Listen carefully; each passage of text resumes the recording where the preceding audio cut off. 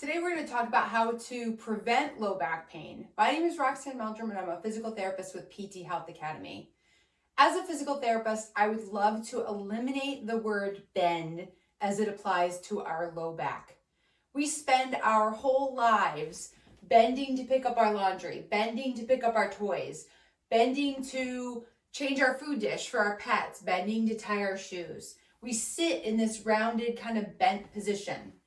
And we know from research that this repeated bending is actually really hard on the discs in our low back. It starts to tear and degrade the outer layer of our discs, eventually creating cracks and fissures that cause the internal material of the disc to push through that crack and create herniations and bulges.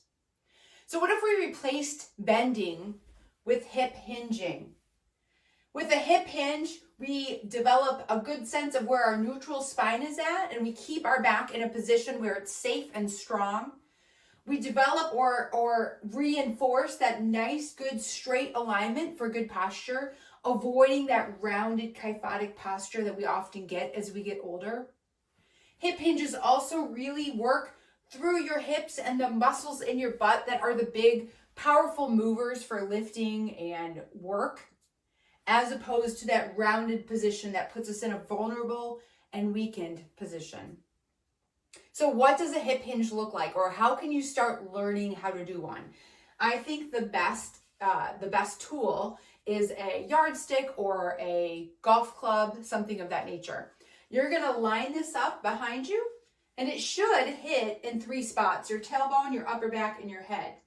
Now, if you're already a little stiff and forward, you're gonna have a hard time reaching your head to the stick. That's okay. Just have those 2 points of contact at least. And then once you get in this good alignment, it's going to help you keep your spine straight as you push your hips back behind you. So you're trying to push your hips behind your ankles. All right. Now, what will tend to happen, because you are so used to rounding as you go forward, you're going to lose contact on that bottom point. And I'm going to suggest that when that happens, you stop. You lift your chest, return the contact, and then continue. How far can you get down? If you're doing it right at the bottom, you should feel a tug in your hamstrings. Your hamstrings should be the stopping point for this. And then come on back up. And then try it again. And again, I challenge you that when that stick starts to pull away, stop, lift your chest, and then continue. You want your butt back behind your heels, and then come on back up. Your knees will bend, so you don't want it to look like this, okay? And you don't want it to look like this.